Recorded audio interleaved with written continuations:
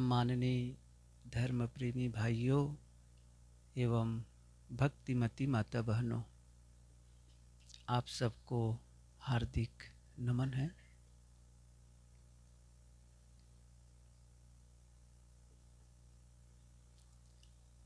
आप किसी भी मत पंथ में दीक्षित हो, किसी भी देवी देवता की आराधना करते हो, आपकी उपासना का ढंग चाहे जो हो, जीना आपके जीवन को आपको ही जीना है। और चाहे जितना आप विभिन्न संप्रदायों के अनुरूप उपासना करते हो, जब तक आप अपने जीवन को संवारेंगे नहीं, सुधारेंगे नहीं, वहाँ से रिजल्ट नहीं आएगा। आप चाहे जितनी कथा सुन लें, नदियों में स्नान कर लें, मूर्तियों के दर्शन कर लें, मंत्र जाप कर लें, माला फेर लें, लेकिन असली बात है आपका जीवन आनंदमय हो। आप एक ऐसा जीवन जिए जो आपके लिए भी सुखी हो और दूसरों के लिए भी सुखमय हो। यदि इन बातों को थोड़े में कहूँ तो यही है, आपका जीवन आपके हाथ। ये हमेशा ध्यान रखो, मेरा जीवन मेरे हाथ। हम जीवन के निर्माता हैं, भाग्य के विधाता हैं, कर्मों के कर्ता और भोक्ता हैं, कोई दूसरा नहीं है। हम कर्म करते हैं और उसका फल हमें मिलता है। बीच में कोई फल देने वाला नहीं है कि कोई आए और हमें हमारे कर्मों का फल दे। ये आप लोग सुने होंगे, जैसा कर्म करोगे वैसा फल देगा भगवान। ये है गीता का ज्ञान। तो जैसा कर्म करोगे वैसा फल तो मिलेगा, लेकिन बीच में भगवान को लाने की जरूरत नहीं है। अच्छा, क्यों नहीं है? क्या उनका और कोई धंधा पानी नहीं है? हर समय आप लोगों के पीछे पड़े रहेंगे, हिसाब किताब करते रहेंगे?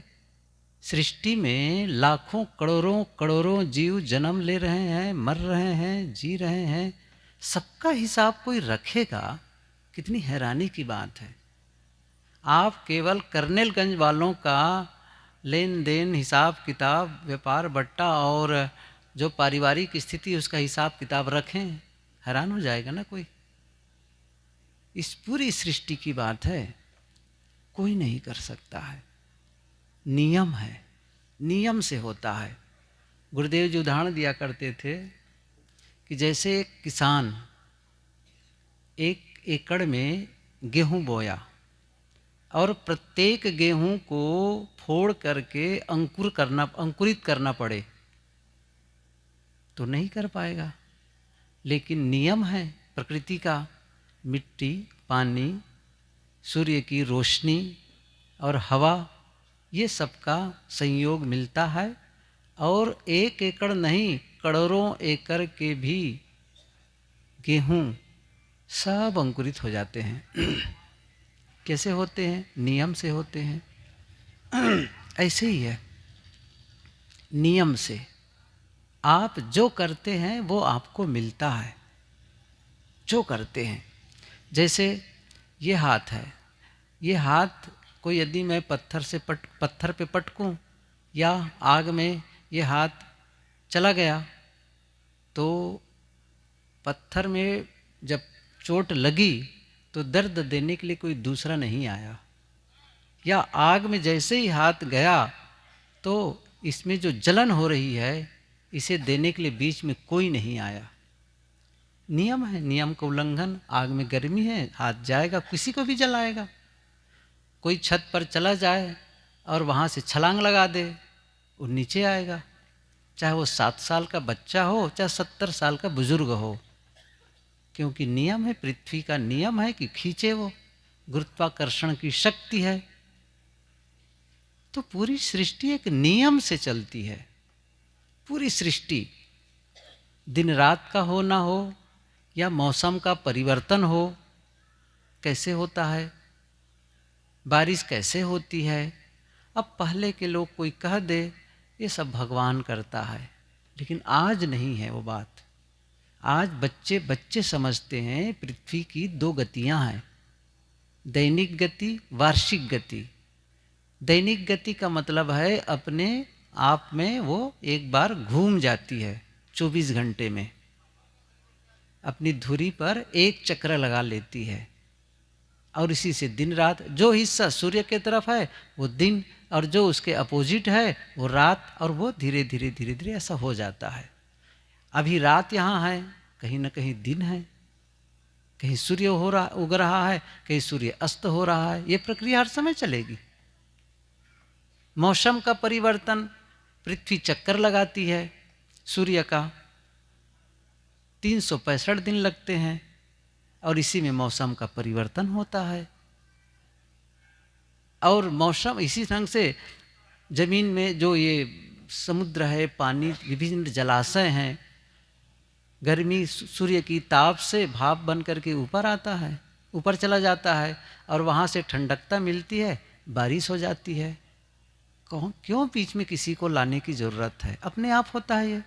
पानी को कहीं डालो नीचे की ओर बहेगा, आग को जलाओ ऊपर की ओर जाएगी। क्यों जाएगी? नियम है। जैसे मैंने भी कहा, एक पत्थर ऊपर फेंको नीचे आ जाएगा। क्यों आ जाएगा? नियम है। ये नियम किसी ने बनाया थोड़े है। परिवर्तन होता है।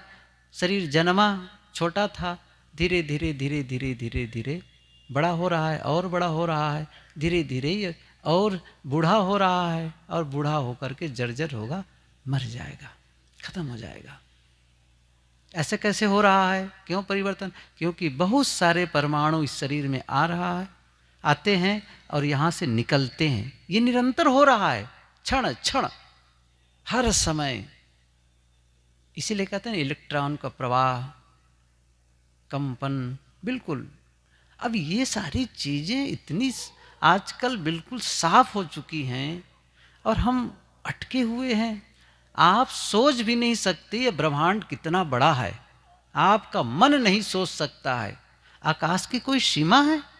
आप सोचो, गुरुदेव जी कहा करते थे, एक वायुयान हो, 1 सेकंड में 1 करोड़ किलोमीटर उड़ता हो, 1 सेकंड में, और करोड़ों वर्ष तक उड़ता रहे, तो भी आकाश का अंत नहीं होगा।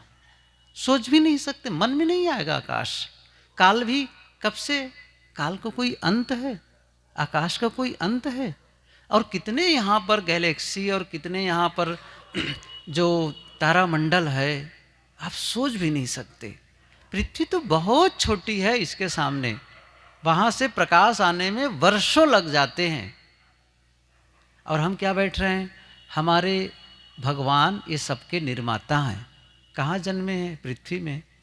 कल परसों की बात है, अरुण जी बैठे, बातचीत हो रही थी, कक्षा 7 में पढ़ते थे, तब भी गुरुदेव जी से प्रश्न उन्होंने क्या किया कि पृथ्वी में तो हनुमान जी जन्मे थे, तो पृथ्वी से जहाँ जन्मे तो छोटा ही होगा ना, और पृथ्वी से 13 लाख गुना बड़ा सूर्य है, पृथ्वी से 13 लाख गुना बड़ा, और पृथ्वी में जन्मा हनुमान जी और छोटे।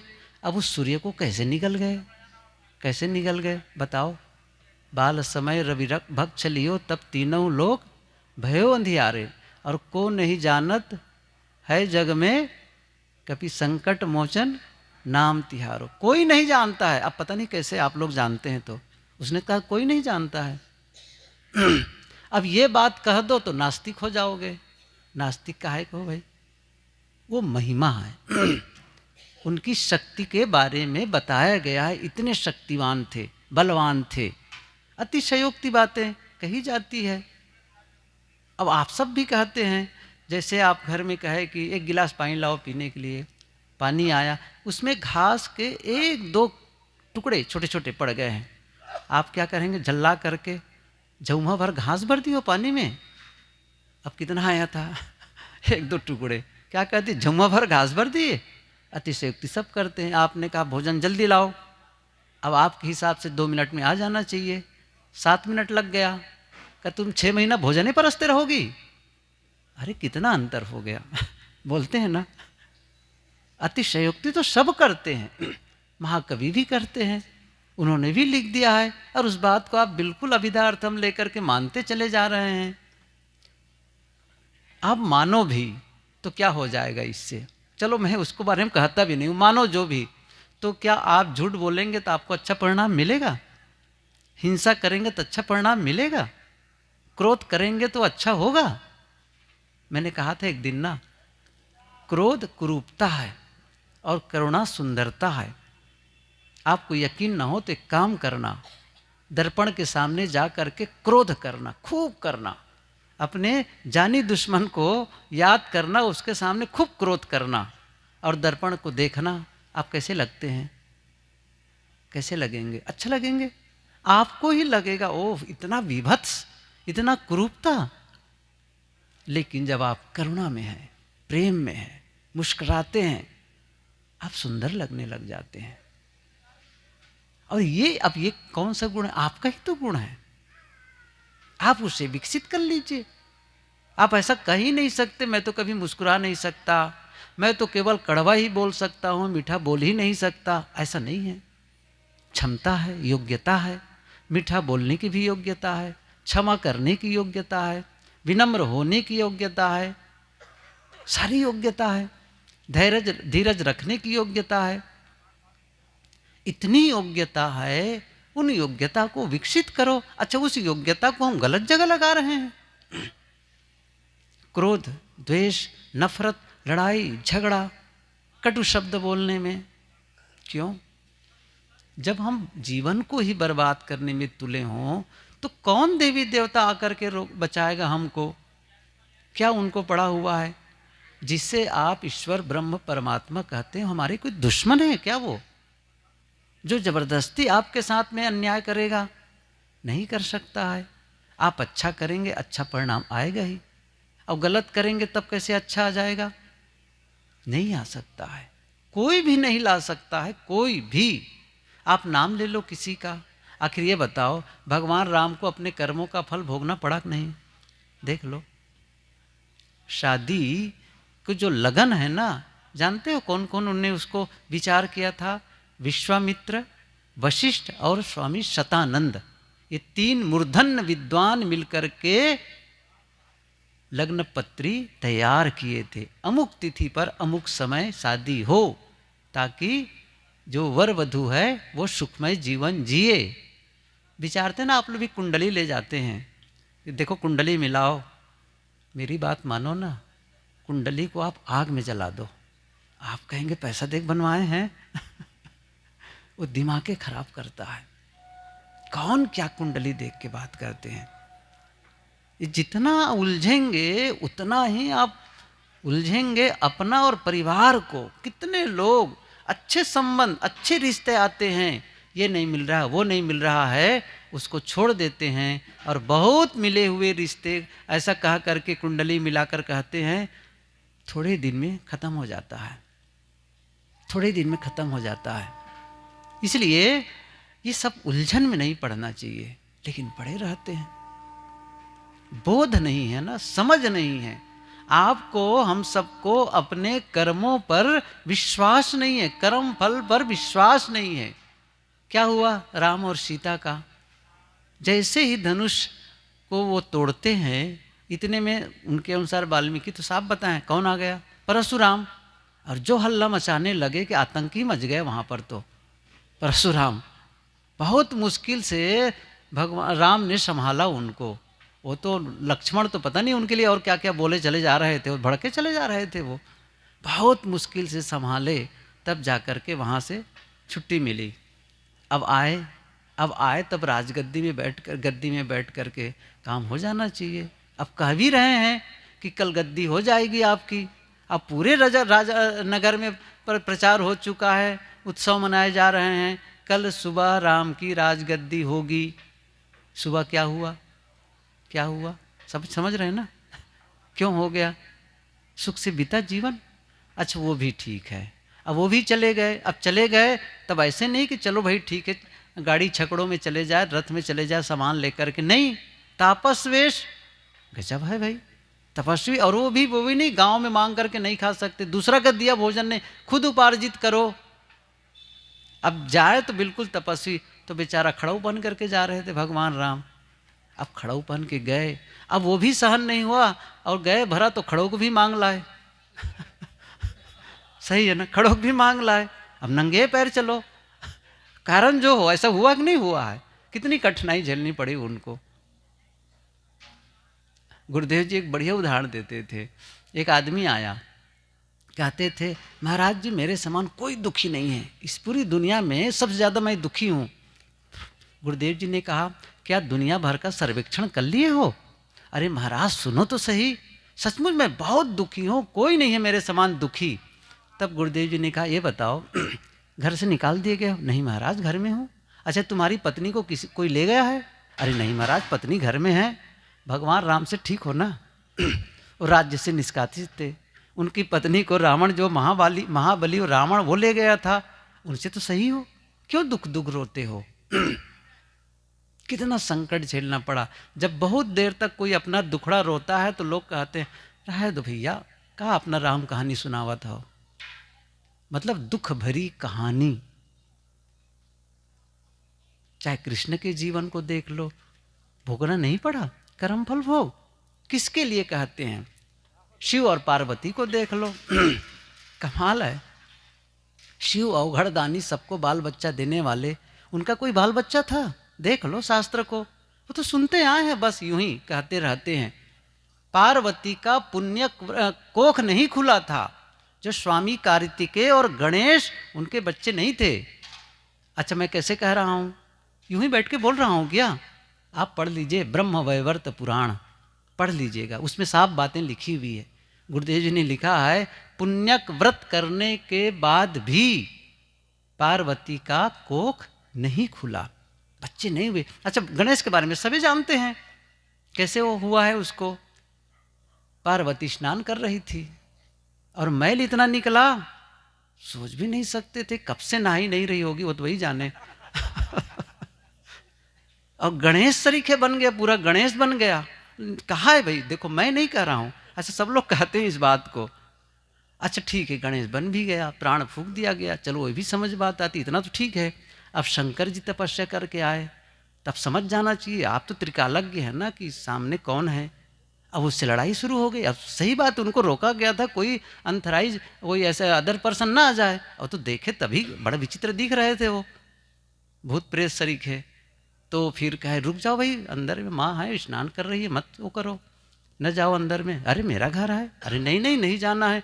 लड़ाई हुई, अच्छा लड़ाई हो गई तब वो ठीक है, छोटा सा बच्चा था, अब उसके गर्दन को ही काट दिए। काट दिए कि नहीं काट दिए, बताओ सही है कि नहीं है? अच्छा गर्दन अब आ गई तो रोने लगी बेचारी, स्वाभाविक है, बच्चा को ही, अपना ही बच्चा। अच्छा गोद में भी कोई बच्चा ले ले, कोई मार दे तो रोएगी कोई माँ, स्वाभाविक सी बात है, रोने लगी। अब वो कहा मुझे तो पता ही नहीं था, नहीं इसको जिंदा करो। ठीक है, अब जिंदा करने का क्या मतलब है, अभी तो गर्दन काटे हो, सिर तो वहीं रखा है ना, उसको लगा दो। अब जा करके एक दूसरे हाथी को काट रहे हैं। किसी भेजे होंगे अपने भूत प्रेत को, कोई रहा होगा उनके साथ में, वो भी भांग पी रहे होंगे। उसको सोचना चाहिए ना कि ये सब नहीं काटना चाहिए, कहा कि उसको भी काट के ले आए और ला करके यहाँ फिट कर दिए। पता नहीं कौन सी सर्जरी उस समय हो रही थी, आज नहीं हो सकता है, मतलब सर्जरी कितना विकसित रहा होगा, तभी वो हाथी का सिर को वहाँ पर फिट किया गया। चलो ठीक है, लेकिन हाँ उनका बेटा तो नहीं है, बात सच है, उतना सच है। कहने मैं ये कह रहा था कर्म फल भोग सबको भोगना पड़ा, हमको नहीं भोगना पड़ेगा। मैं ये कहना चाहता हूँ, ठीक है शास्त्रों में बातें लिखी हैं, कई बातें हम नहीं समझ पाते हैं, लेकिन ये तो सच है, उन्हीं शास्त्रों में लिखा गया है सबको अपने कर्मों का फल भोगना है।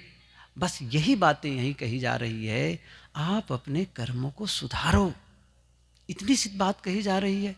मन को पवित्र करो, वाणी को ठीक करो और आचरण को भी ठीक कर लो, यही तो कहा जा रहा है। कोई किसी का विरोध थोड़ी है। आप कौन मना कर रहा है कि आप क्या कर रहे हैं, कौन पूजा पाठ करते हैं, तो पूजा पाठ का भी फल किस लिए है। मैं कई बार ये पूछा करता हूँ, अच्छा पूजा आप किसके लिए करते हैं, भगवान के लिए करते हैं कि अपने लिए करते हैं? बताओ, भगवान के लिए पूजा करते हैं कि अपने लिए करते हैं? भगवान को फायदा हो इसलिए करते हैं कि अपने फायदे के लिए? भगवान के लिए ऐसा तो नहीं होगा ना, अपने फायदे के लिए। और अपना फायदा का मतलब क्या हुआ? अपने फायदे का मतलब यही है ना, चित्त की शुद्धि, मन की पवित्रता, यही तो होना चाहिए ना।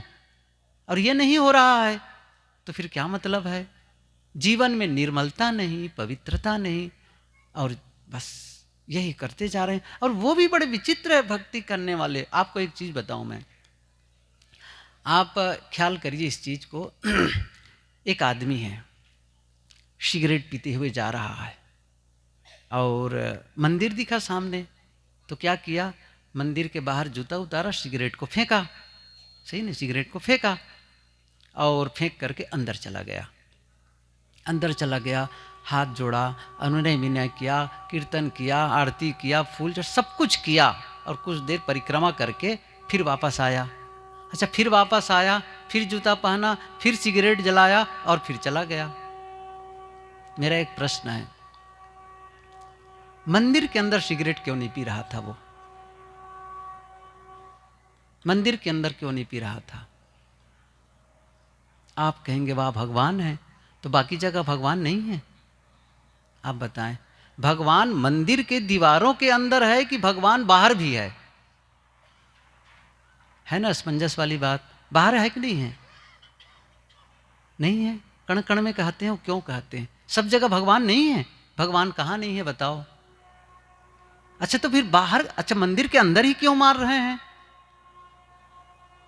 अच्छा, बाहर भी है तो भीतर भी है, तो वहां भी जब बाहर सिगरेट पी सकते हैं तो मंदिर के अंदर भी पी लो ना भाई। अच्छा, एक प्रयोग करके देख लेना, कभी पता चल जाएगा मंदिर में क्या धुनाई होगी उसको पी करके। सही है ना? मतलब समझ ही नहीं है कि हम यहां माने कि वहां माने, अभी तक स्पष्ट नहीं है।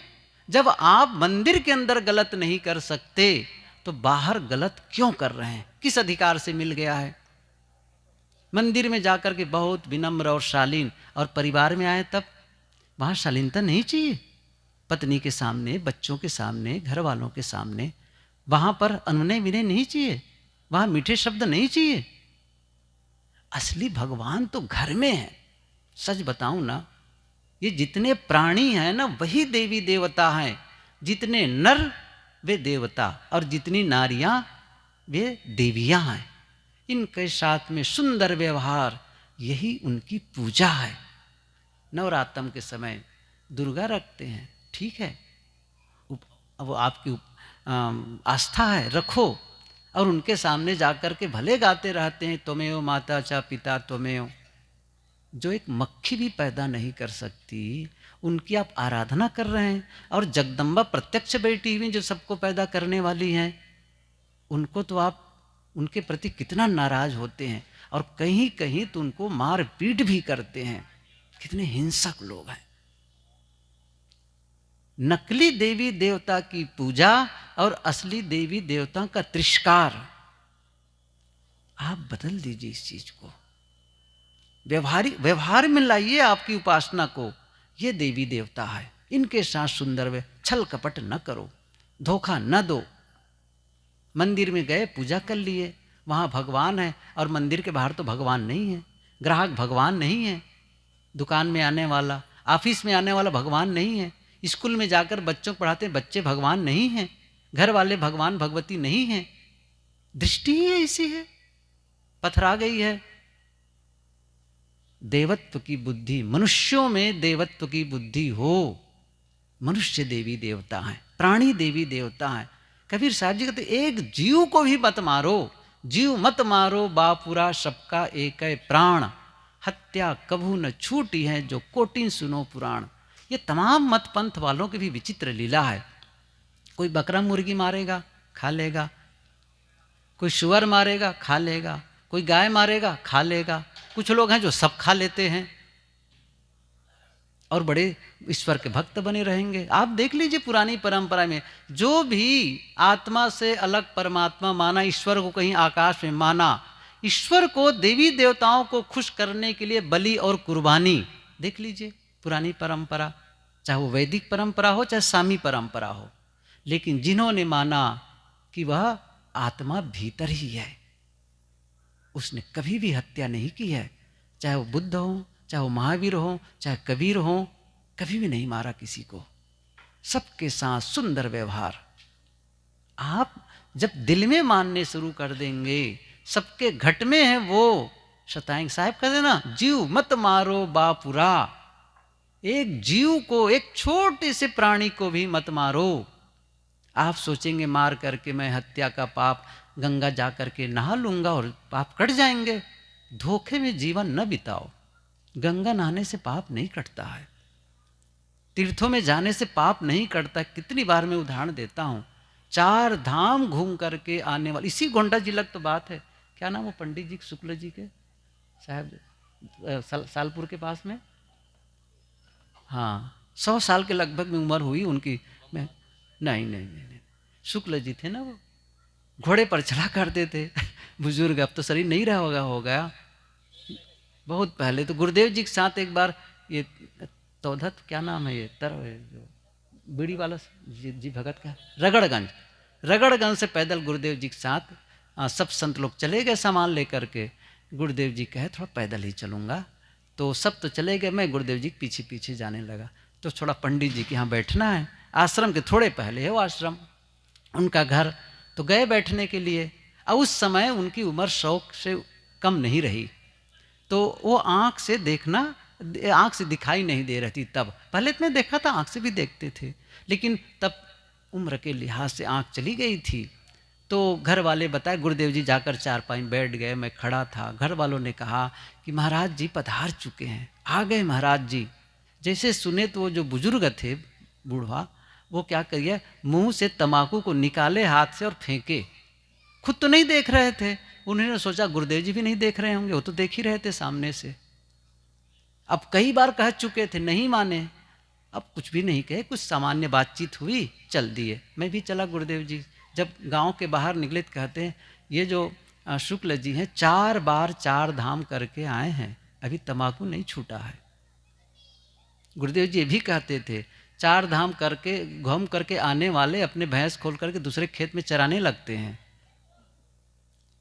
आपका अंतस नहीं बदलेगा तो कर्म कैसे बदल जाएगा? ये छोटी छोटी चीजें, अब इन बातों को सुनकर किसी को कष्ट लगे, कष्ट देना उद्देश्य नहीं है, विरोध करना उद्देश्य नहीं है। और इसलिए थोड़ा से झकझोर के जोर से कहना इसलिए है कि हम सोए हुए हैं, इतनी प्रसुप्त चेतना हमारे भीतर है, और ये सब धार्मिक लोग लोरी गा गा करके बस सुलाते रह जाते हैं। यहाँ तो सीधे कुनेन की गोली दी जाती है, वो छटपटाते हैं, बड़ा गड़बड़ है, ये तो कैसे कह रहे हैं। अच्छा, हम कह रहे हैं तो क्या शास्त्र के विरोध में कह रहे हैं क्या? कौन कहेगा शास्त्र के विरोध में? महापुरुषों के विरोध में किसी ने कहा है? जो नियम है उसको देख लो, कौन कह रहा है ये मत देखो, क्या कहा जा रहा है, किस शास्त्र में लिखा है, उससे क्या मतलब है, क्या लिखा है, क्या वो सृष्टि के नियम के अनुकूल है तो मान लो, कोई भी कहे।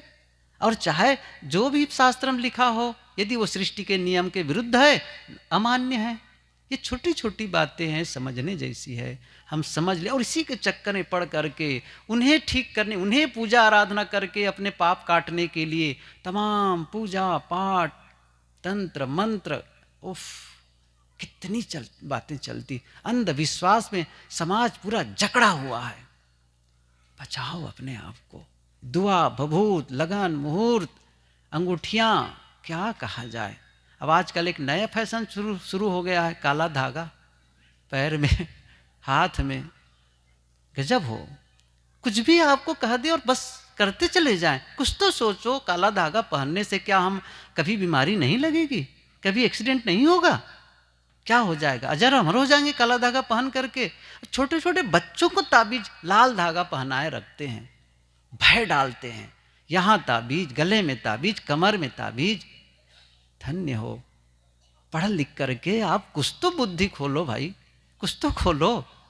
विज्ञान इतना विकसित हो गया है और धार्मिक लोग अभी भी सिसक रहे हैं, हमें ये मिल जाए वो मिल जाए।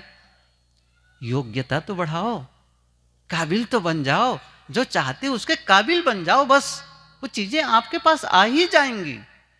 कोई रोक रहा है आपको? कितनी बार मैं ये सूत्र कहा हूं आप लोगों के बीच में हमें वह नहीं मिलता जो हम चाहते हैं, हमें वह मिलता है जिसके हम योग्य होते हैं।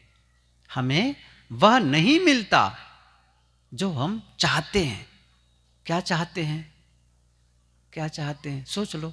सुख चाहते हैं, शांति चाहते हैं, संपत्ति चाहते हैं, स्वास्थ्य चाहते हैं। वह नहीं मिलेगा जो हम चाहते हैं। क्या मिल? हम उसके योग्य हों तब मिलेगा। आप चाहते हैं कि मुझे भगवान के दर्शन हो, भगवान के दर्शन करने की हिम्मत है? एक बल्ब के प्रकाश को देख करके आंखें चौंधिया जाती है, और भगवान जब आएंगे तब देख पाओगे? है हिम्मत? नहीं है हिम्मत है। क्या वो पात्रता है हम में?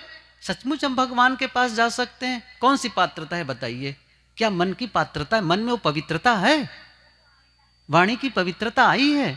पात्रता तो विकसित करते ही नहीं हम।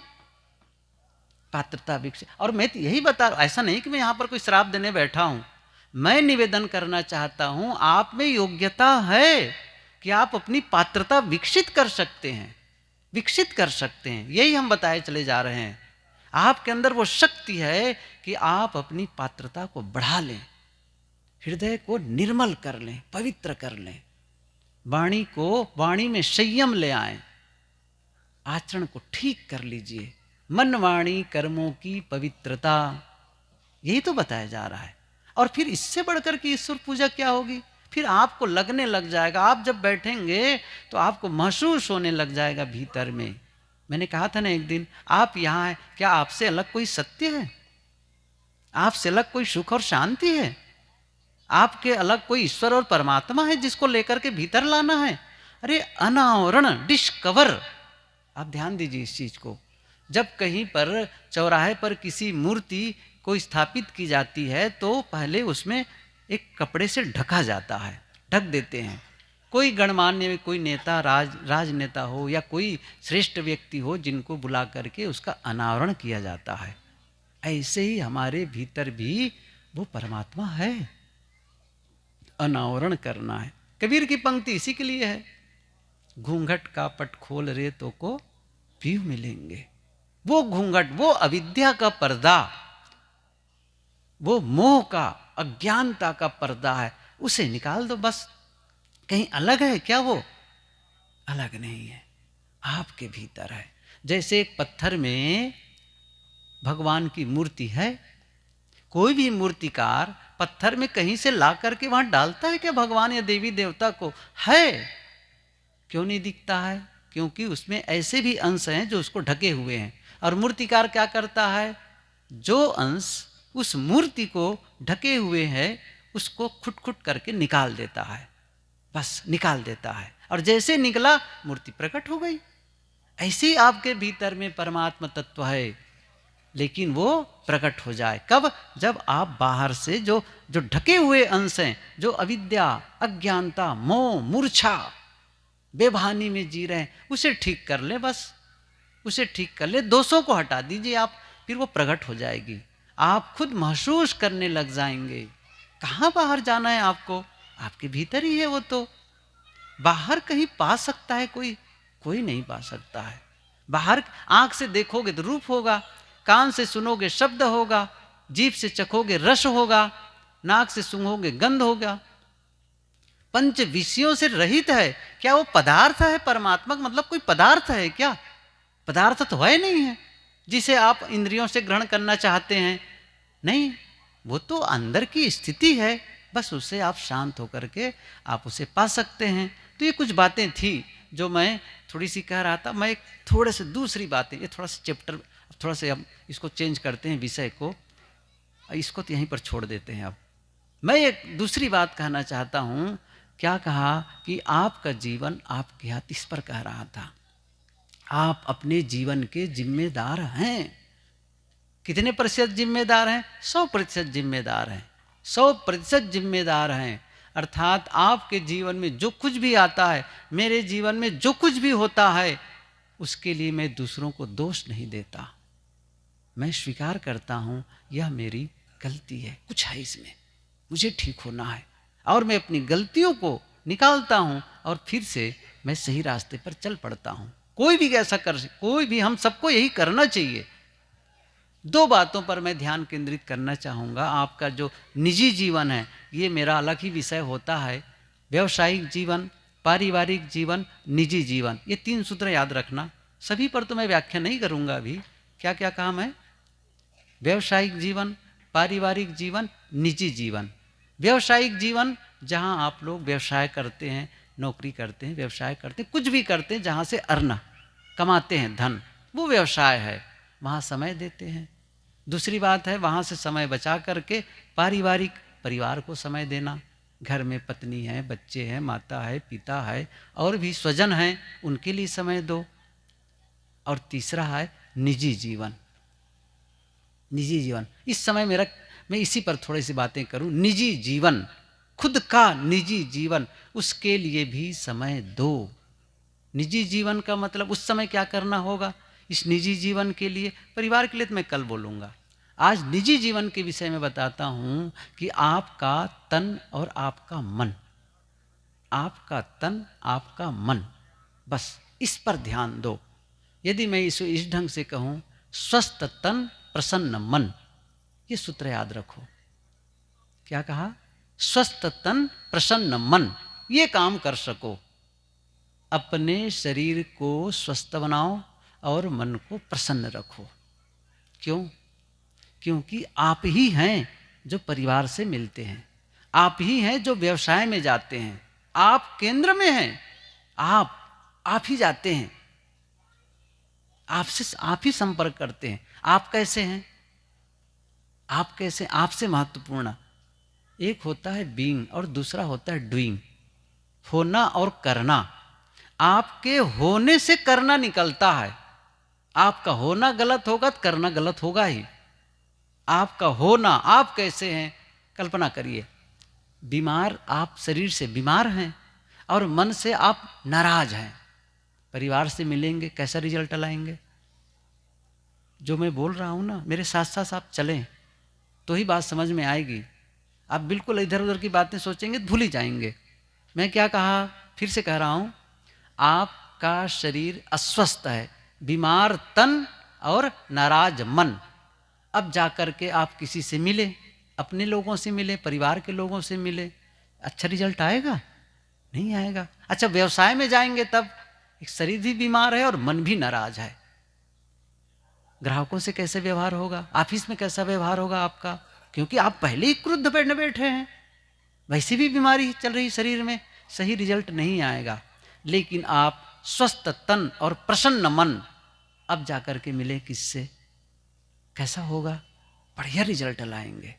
यदि छोटी मोटी गलतियां होंगी, आप उसे साल भर तुरंत कर लेंगे। आप परिस्थिति आपको निर्मित नहीं करती है। एक होती परिस्थिति, पर माने अलग, पर माने दूसरा, और एक होती है स्वस्थिति। इसको समझें, परिस्थिति स्वस्थिति, पर माने बाहर की स्थिति और स्वस्थिति खुद की स्थिति। पर स्वस्थिति से कई बार परिस्थिति में परिवर्तन हो जाता है। जैसे आप घर से चले और घर में ही कुछ खटपट हो गई, चाहे पत्नी से, बच्चे से, किसी भी परिवार के सदस्य से कोई ऐसी बात हो गई, या फोन से ही कोई बात हो गई, आप एकदम उलझ गए, एकदम आवेग में आ गए। टाइम हो चुका था, अब आपको निकलना है ऑफिस। गए ऑफिस में या फिर दुकान में कहीं भी गए। अब जैसे ऑफिस में गए तो वहाँ आपके कलीग, जो आपके जो साथी या सहकर्मी हैं, उनसे गलती हो गई। आपके अंडर काम करता मातहत है वो, और उनसे छोटी सी गलती हो गई, और छोटी सी गलती को लेकर के आप एकदम फायर हो जाएं। क्यों? अंदर उलझे हुए हैं, अंदर उलझे हुए हैं, एकदम से चिल्ला बैठेंगे आप। क्या होगा? वो क्या कहेगा, छोटी सी गलती के लिए इतना बड़बड़ा क्यों रहे हैं? बोलेंगे नहीं, वो आपके सामने बोल तो नहीं सकते, लेकिन क्या आपके प्रति वो श्रद्धालु होगा? दूसरे कर्मचारी देखेंगे तो कैसा होगा, पता नहीं आज तो घर से लड़ाई करके आए लगता है, मूड ठीक नहीं है, इनसे बात करना कठिन, सब भयभीत रहेंगे। अब पूरा ऑफिस का माहौल ही तनावपूर्ण हो गया आपके एक व्यवहार से। क्यों? आप घर से ही नाराज होकर के निकले थे, बदल गया ना वहाँ का। दूसरा इसके पक्ष को देखें, आप घर से एकदम खुश, एकदम मन मूड फ्रेश है, मस्त मुस्कुराते हुए, गुनगुनाते हुए, हर चीज़ बढ़िया, ऑफिस गए और सचमुच उस समय भी गलती हो गई है, लेकिन आप तो कोई बात नहीं, चिंता मत करो, मैं हूँ ना, चलो इसको ऐसा कर लो वैसा कर लो, ठीक है इसको ऐसा कर लेना चाहिए, गलती नहीं होनी चाहिए, लेकिन फिर भी हो गई तो इसको ठीक कर सकते हैं, और ऐसा ऐसा कर लो ठीक हो जाएगा। क्या होगा, सामने वाला क्या कहेगा, इतनी बड़ी गलती हुई फिर भी कुछ नहीं बोले, कितनी अच्छी बात कहें, कितनी श्रद्धालु, आपके प्रति भावना उनकी कैसी होगी। 4 लोग और देख रहे हैं, क्या कहेंगे वो लोग, देखो गलतियों के बावजूद नहीं डांटे बल्कि इतने स्नेह और प्रेम से समझा रहे हैं, कितनी मृदुतापूर्वक, कितनी शालीनता से बता रहे हैं। आपके प्रति पूरे ऑफिस में माहौल कैसा होगा, सही है ना, माहौल ही बदल जाएगा, परिस्थिति बदल जाएगी। आपकी स्वस्थिति, आपकी जिम्मेदारी स्वस्थिति ठीक करें। आप घर से निकलते हैं, घर से निकलते हैं तो ख्याल क्या रखते हैं, मोबाइल चार्ज है कि नहीं है, आजकल तो है ना। एक ने बहुत सुंदर कहा पहले लोग जब कहीं कार्यक्रम में, जब शादी में जाते थे, किसी में जाते थे, तो देखते थे कि भाई ऐसी जगह सोने को मिले जहाँ पर थोड़ा से खुले जगह हो, आकाश हो, कुछ हो, या फिर टॉयलेट बाथ ऐसे कुछ देखा करते थे। ऐसी जगह हमको जगह मिल जाए जहाँ पर हमको खुले में सांस ले सकें और हवा प्रकाश हवादार हो। आजकल कहाँ पर ढूंढते हैं अपने सोने की जगह, जहाँ पर चार्जिंग पॉइंट हो सही है ना, चार्जिंग पॉइंट हो क्योंकि क्या करना है, समझ रहे हैं ना, चार्ज करना है। तो घर से निकलते हैं मोबाइल को चार्ज करके निकलते हैं, बिल्कुल देख लो भाई ठीक से चार्ज हो, लैपटॉप रखें तो वो भी चार्ज में हो, अच्छा गाड़ी हो तो पेट्रोल होना चाहिए पर्याप्त। सारे इंस्ट्रूमेंट को आप चार्ज करके निकलते हैं, लेकिन उस सारे यंत्रों को चलाने वाले को चार्ज किए हैं, किए हैं, आप अपने आप को चार्ज किए हैं, आप पहले ही डिस्चार्ज निकल रहे हैं, सही है ना। क्या आप ठीक है पेट में तो खा लिए, लेकिन क्या मन को चार्ज किए हैं, क्या मन में ऐसे विचार भरे हैं जिससे मन की प्रसन्नता बढ़ जाए, दूसरों की गलतियों को सहने की शक्ति बढ़ जाए। ये चार्जिंग हुई कि नहीं हुई है, थोड़ा चेक कर लिया करो। सुबह जैसे घर से बाहर निकलने का समय हुए थोड़ा मन को चेक कर लो, मैं किसी स्थिति में निकल रहा हूँ, मेरी मनोदशा कैसी है, ठीक कर लो उस चीज़ को। नहीं ये थोड़ा रुक गए और थोड़ा किसी ऐसा कुछ कर लो, कुछ अच्छे विचार सुन लो, कुछ पढ़ लो, कुछ शांत रह जाओ और फिर से उसको रीसेट करके जाओ, रीसेट करके, तो फिर वहाँ से निकलेंगे, सारा काम अच्छा होगा। ये मैं कह रहा था कि स्वस्थ तन और प्रसन्न मन। देखिए आपका स्वास्थ्य, फिर से कह रहा हूँ, आपसे अलग नहीं है। स्वास्थ्य क्या मेडिकल वाले स्वास्थ्य देंगे, डॉक्टर लोग स्वास्थ्य देंगे? आप खरीद के देखो, डॉक्टर से कहना मुझे स्वास्थ्य दे दो, क्या कहेगा, नहीं आप पहले बीमार पड़ो तब हम दवाई देंगे। मांग के देख लेना, डॉक्टर साहब कुछ चक्कर नहीं, मुझे स्वास्थ्य दे दो आप, क्या कहेगा वो स्वास्थ्य कहाँ से दें, स्वास्थ्य कहाँ से देंगे वो, स्वास्थ्य आपके भीतर है। करना क्या है, ऐसा कुछ करो, ऐसा खान पान रखो कि वो स्वास्थ्य बिगड़े मत। नहीं तो बहुत सारा धन कमाने के चक्कर में स्वास्थ्य को खराब कर दिए, अब वो धन दे करके स्वास्थ्य भी लौट नहीं रहा है, धन भी गया स्वास्थ्य भी गया। ये आप बहुत पुरानी कहावत सुने होंगे, सब लोग जानते हैं, पहला सुख याद तो है, करते कितने लोग हैं करते कितने लोग हैं, पता है ना, पता। देखो जानकारी की कोई कमी नहीं है, सुबह जल्दी उठ करके योगा करो या मॉर्निंग वॉक करो। मॉर्निंग वॉक करना स्वास्थ्य के लिए अच्छा है कि नहीं है, सही है कि नहीं है, सुबह जल्दी उठना अच्छी बात है कि नहीं है, अच्छी बात है। कितने लोग उठते हैं, कितने लोग जाते हैं रोज मॉर्निंग वॉक में। आपको चिंता ही नहीं है अपने स्वास्थ्य की, कुछ भी खाए चले जा रहे हैं, बस जैसे डस्टबिन होता है ना, फेंको कचड़ा कचड़ा कुछ भी। अरे पान तम्बाकू वालों को प्रणामे हैं, कहना क्या, गुरुदेव जी कहते थे चूल्हा बनाए रखते हैं, सब जैसे वो भड़भूज वाला चूल्हा, कुछ भी पतई झोंक दिए, कचरा झोंक दिए, सब झोंके चले जा रहे हैं। क्या मतलब है, कुछ भी खाए चले जा रहे हैं, कितना सुंदर, क्यों स्वास्थ्य को बर्बाद कर रहे हैं आप। और खाने पीने की चीज को भी ओफ, जो छौंक बघार तेल, कम कर दो तेल देवियों, आप लोगों से नमन है। जितना रिफाइंड तेल है ना, बहुत नुकसान करने वाली चीज है ये चीनी, सफेद चीनी। चीनी की इतनी लत है, डॉक्टर ने कहा है भी चीनी मत खाना, नहीं मिठाई खा भी ना, मने नहीं मानता है।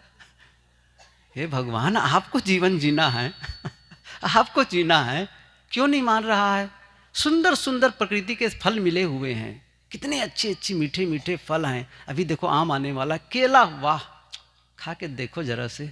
सही कह रहा हूं मैं, आपको कैसे मिठाई के प्रति आकर्षण होता है। जलेबी बहुत पसंद की, क्या भरा है बताइए, मैदा, डेट फूड, न्यूट्रिशन नाम की चीज नहीं है। आप देख लीजिए, चेक करा, क्या मैं कोई चिकित्सक नहीं हूं, लेकिन सच है ये, मैंने सुना है इस चीज को।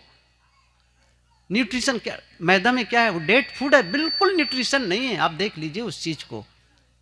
आप कम से कम इतना कर सको कि ये कंपनी से जो पैकेट वाला सामान आता है ना, पैकेट वाला जो भी कंपनी वाले, चाहे वो इतना बड़ा पैकेट जिसमें गैस भर करके, नमी ना कह करके ऐसे जहरीली गैस भरी रहती है।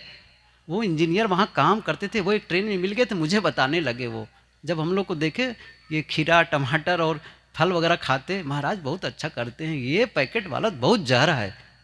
मैं खुद उस कंपनी में काम किया हूँ, क्या भरे रहते हैं और कैसे कैसे तेल से छानते रहते हैं, क्या क्या मिलाते हैं वो लोग, ताकि ये लंबे समय तक चलता रहे। और खाए चले जा रहे हैं पैकेट खरीद खरीद करके, बच्चों को खिलाए चले जा रहे हैं। कहे बच्चे रोते हैं आपके कारण, कुछ तो रहम करो अपने शरीर पर और बच्चों के शरीर पर। ये पैकेट वाला चाहे कुरकुरे मुरमुरे और चिप्स के नाम पर जो खाते हैं, जहर है जहर। और पैकेट में बंद करके लिक्विड आता है, ड्रिंक्स जिसे कहते हैं, कोल्ड ड्रिंक्स,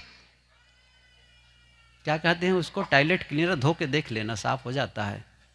इतने जहर होता है, पीते हैं उस चीज को, मत पियो, बहुत जहर है बहुत। और बहुत छौंक बघार, उसकी शक्ति नष्ट कर देते हैं। प्रकृति ने भेजा। एक चीज ख्याल करना, भगवान का बनाया है कि या मनुष्य का बनाया, खाते समय ध्यान रखना। फल किसका बनाया है, सही है कि नहीं, सीधे आ रही प्रकृति से। टमाटर पका है, अब पका है तो घर के लोग क्या कहेंगे, नहीं इसको और पकाएंगे, तेल में डाल करके जो जलाएंगे उसको। संतोष नहीं है, पका टमाटर है, खा नहीं सकते हैं, नहीं उसको और जलाएंगे। क्यों जलाओगे उसको? आजकल तो सिस्टम चल पड़ा है, चाहे वो करेला बनाना हो और क्या क्या कहते हैं वो सब्जी, बिना तेल में, आलू तक कुछ तेल में छानते हैं। अन्न पानी योग, गुरुदेव जी कहा करते थे। चावल पानी से बनता है, दाल पानी से बनता है, आटा में पानी मिलाकर तब सेकते हैं। और सब्जी को जब तक वो ऐंठ न जाए ना, जल न जाए, तब तक तो स्वादे नहीं आएगा। क्यों जलाते? मैं एक प्रश्न छोटा सा करूं आपको, एक छोटा सा प्रश्न, सब लोग ध्यान से सुनना। आप कोई फल और सब्जी ला करके घर में रख लें तो मैं समझता हूं 2 से 3 दिन तो वो चलेगा ही, अर्थात खरीद के लाएं और 2-3 दिन के बाद भी सब्जी बना सकते हैं, उस फल का भी प्रयोग कर सकते हैं। क्यों कर सकते हैं 2-3 दिन तक के लिए उसको? क्योंकि उसमें जीवनी शक्ति अभी मौजूद है। जैसे हम आज सेव खरीद के ले जाएं तो 2 दिन के बाद 3 दिन के बाद खाएंगे तो खा सकते हैं, जीवनी शक्ति है। सब्जी ले जाओ, लौकी या और कोई चीज़ें हैं जिसको रख लो और 2-3 दिन के बाद बनाओ तो भी बना खा सकते, क्योंकि भी जीवनी शक्ति है। लेकिन जब उस सब्जी को आप पका दिए भोजन, सब्जी को ठीक से आग में पानी डाल के, तेल डाल करके, कितने घंटे रहेगा वो भोजन? कितने घंटे रहेगा? कितने घंटे? 6 घंटा 10 घंटा ज़्यादा से ज़्यादा, सही है कि नहीं है? क्यों नहीं है? क्योंकि उसकी जीवनी शक्ति जल गई। अब जिसमें खुद जीवनी शक्ति खत्म हो गई है वो हमें जीवनी शक्ति कैसे देगी? नहीं दे सकती है। इसलिए स्वस्थ भोजन, स्वस्थ शरीर बनेगा। सही भोजन करो, पैकेट वाला सामान अवॉइड करो। बहुत ये सब खाओ ना, बहुत छौंक बघार, तेल मिर्च मसाला, घी मक्खन पनीर, सादा भोजन करो। आपको शरीर खुद बताएगा मैं स्वस्थ हूं कि नहीं है। मैं कोई डॉक्टर और चिकित्सक नहीं हूं, मेरी बातों को मत मानना, लेकिन आपका शरीर आपको स्वस्थ रहना चाहिए। यह खाओ कि स्वस्थ रहें, बस इतनी सी बात है। अपना स्वास्थ्य को बर्बाद मत करो कि उस चीज़ को ला करके आप फिर डॉक्टर के पास गए, उनके पास गए। ये दवाई खा खा करके तो गुलामी की जिंदगी है। नहीं खाना है हमको दवाई, मुझे स्वस्थ। देखो हम सभी कभी भी बीमार पड़ सकते हैं, मैं कोई अहंकार नहीं कर रहा हूँ कि मजबूरी है तो कभी खा भी लिए, गलत नहीं है, लेकिन आप उसके लिए प्रयत्नवान ही ना हो, अपने स्वास्थ्य को ध्यान ही न रखें, अपनी आवश्यक जिम्मेदारी न निभाएं, ये गलत है। अपनी जिम्मेदारी निभाओ। सुबह अब काम करते हैं, समय ही नहीं मिलता उनको थोड़ा वॉकिंग करने का, टहलने का। कई लोगों को देखता हूँ, चाहे व्यापार में हो चाहे नौकरी में हो, समय नहीं निकाल पाते हैं थोड़ा शारीरिक श्रम के लिए। मैं APJ अब्दुल कलाम, एक कई पुस्तकें मैंने उनकी पढ़ी है। उनकी एक पुस्तक है आपका भविष्य आपके हाथ, यूथ के लिए, बच्चों के लिए लिखे, वो बोले हैं उसके लिए। उन्होंने क्या लिखा है बच्चों के लिए? बच्चों कि जो बुढ़ापे में जो बड़ी बीमारियां होती है, जो बहुत तकलीफ देती हैं, कम उम्र में ही शुरू हो जाती हैं, कम उम्र में, लेकिन उस समय एनर्जी है, पावर है, तो पता नहीं चलता है।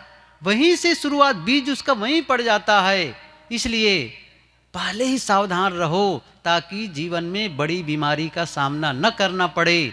इसलिए खान पान में संयम रखो, सही एक्सरसाइज करो, व्यायाम कर लो, घर का काम कर लो, इन सब चीज़ों को ध्यान में रखो तो सुंदर स्वास्थ्य रहेगा।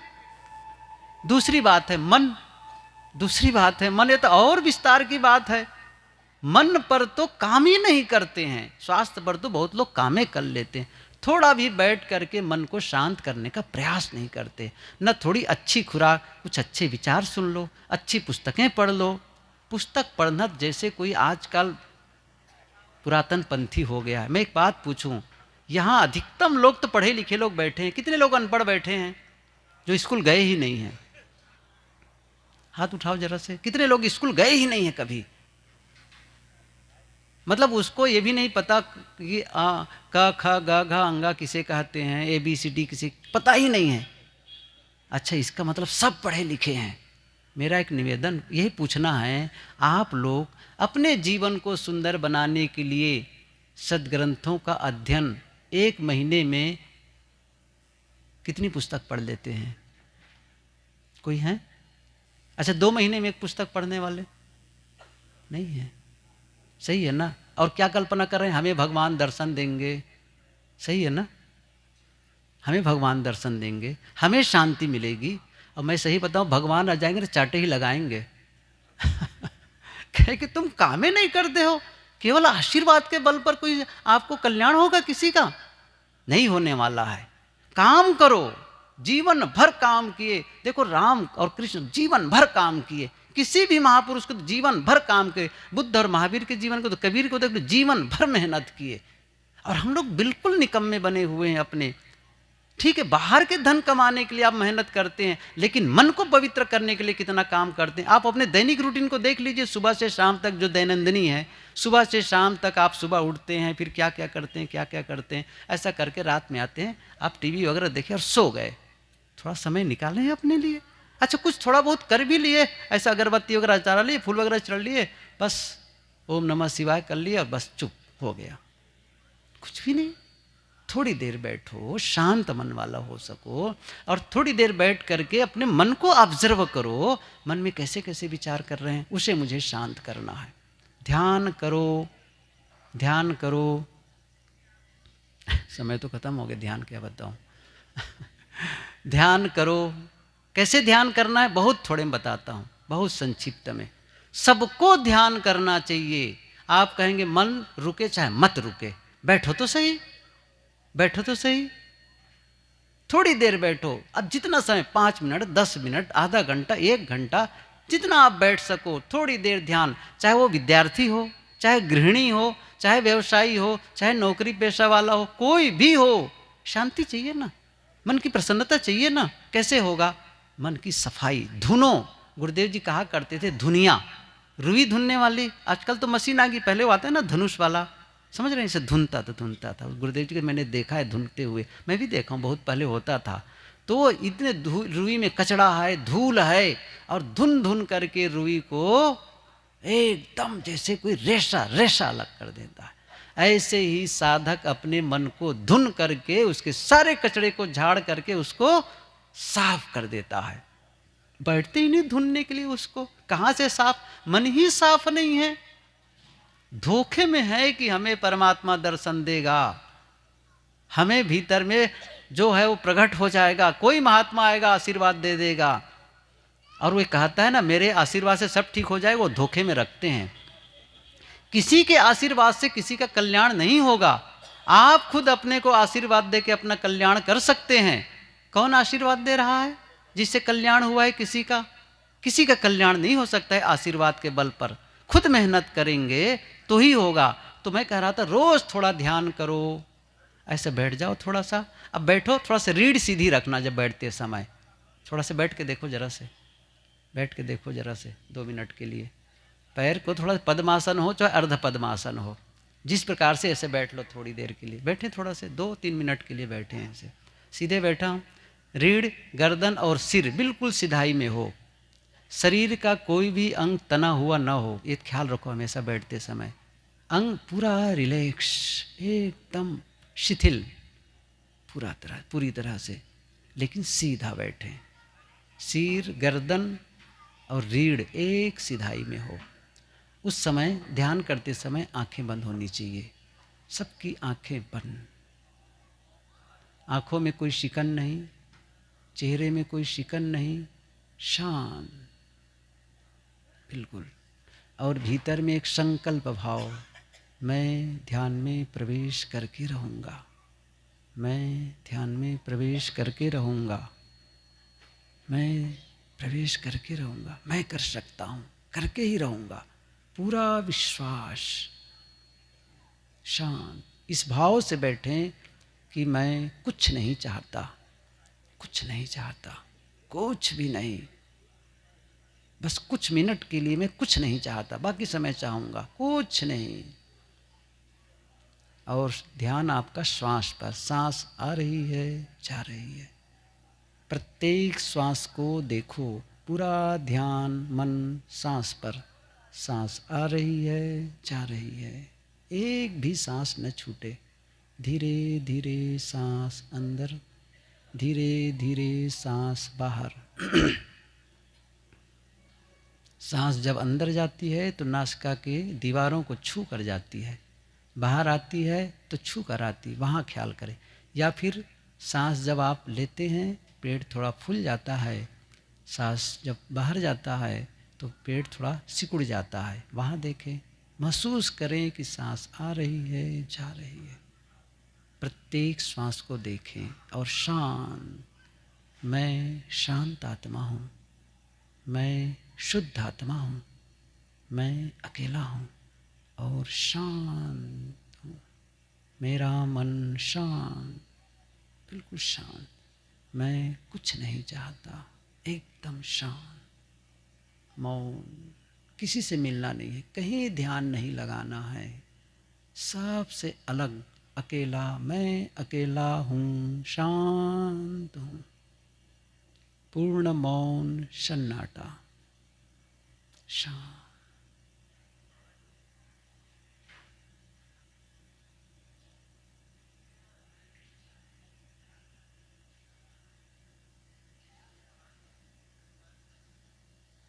बस, बहुत बहुत धन्यवाद। 2 मिनट में ही कितना अंतर आ गया देखो, इस पूरी सभा में सन्नाटा छा गई। 2 मिनट के अभ्यास से आप करें। कुछ नहीं चाहिए, और कुछ नहीं चाहना समझ लीजिए कोई साधारण बात न समझिए, बहुत बड़ी उपलब्धि होगी जिस समय आप कुछ नहीं चाहते। 23 घंटा चाहें, लेकिन 1 घंटा के लिए रखें, मैं 1 घंटा कुछ नहीं चाहता, या आधा घंटा रख लो, कोई बात नहीं है। आप जानते हैं उसका कुछ नहीं चाहने का मतलब? साहब की पंक्ति याद करो, चाह गई चिंता मिटी, मनुआ बेपरवाह, जिनको कछु न चाहिए सोई सहंसा।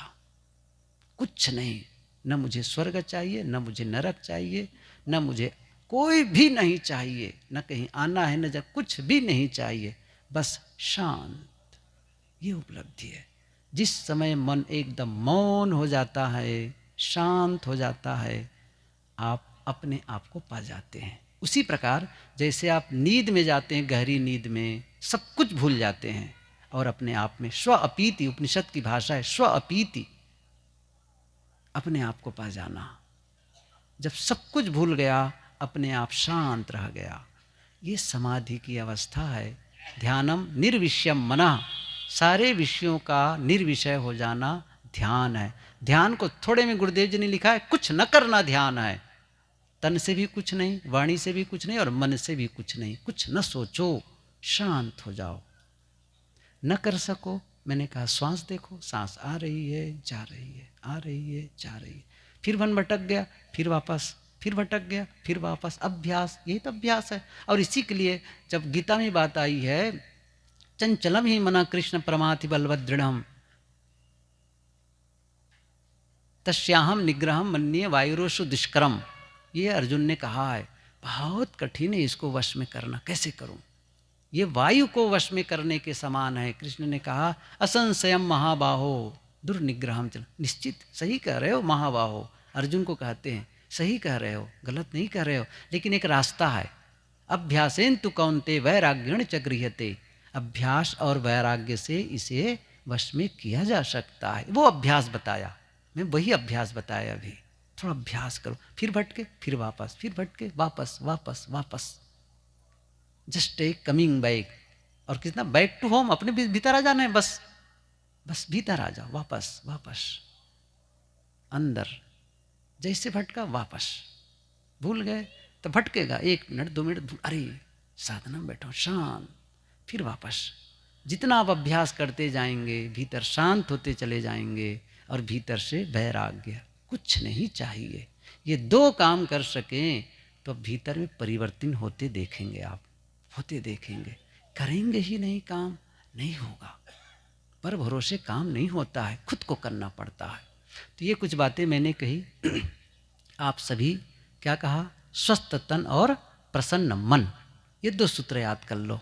स्वस्थ तन और प्रसन्न मन। मुझे अपने स्वास्थ्य को सही बनाना है। ये कहा जाता है, कहा गया है कि खुद को दिया जाने वाला सबसे बेहतर तोहफा, खुद को दिया जाने वाला सबसे अच्छा तोहफा क्या है? खुद को दिया जाने वाला सबसे अच्छा तोहफा क्या है? सुंदर स्वास्थ्य। सुंदर स्वास्थ्य।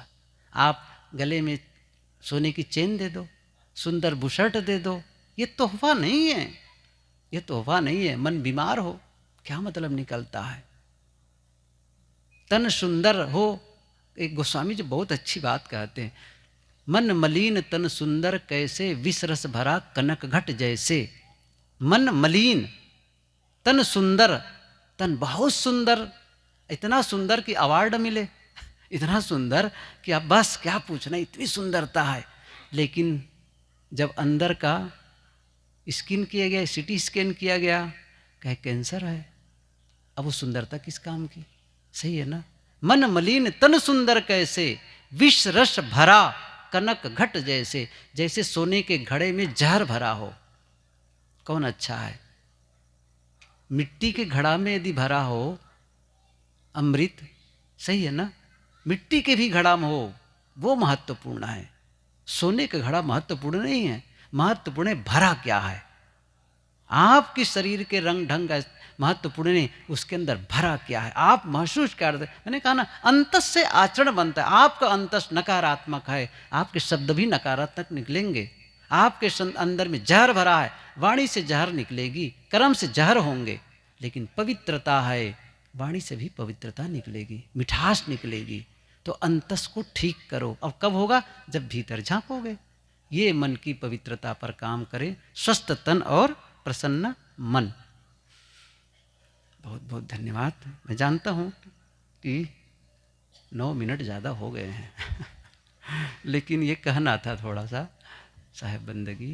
बोलिए सद्गुरु